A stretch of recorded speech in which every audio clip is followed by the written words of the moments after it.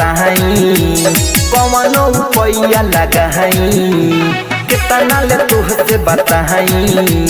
कौनो पैया लगाई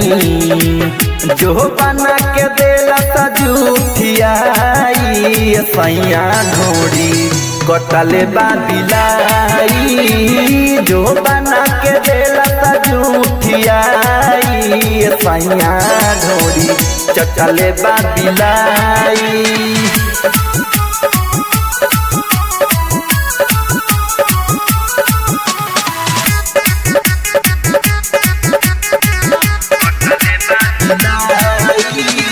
सुतला में कुछ न बुझाइल खुलल रहे सड़िया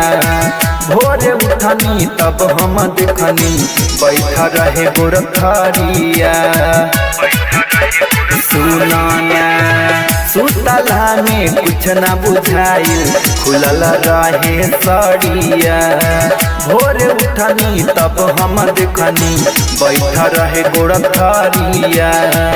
घरवा में खीरा की लगाई सैया ढोड़ी कटले बाबिलाई जो बना के देला त झूठियाई सैया ढोड़ी चटले बाबिलाई।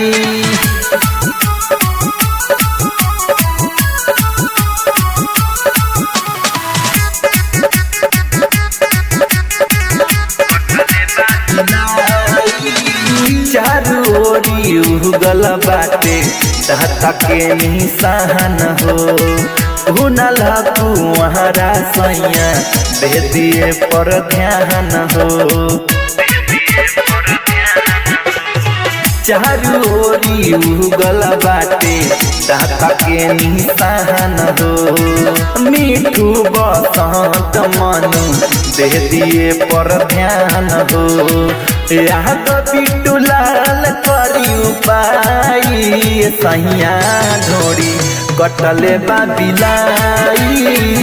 जो बना के देला त झूठियाई सैया ढोड़ी कटले बाबिलाई। Recording studio Lucknow.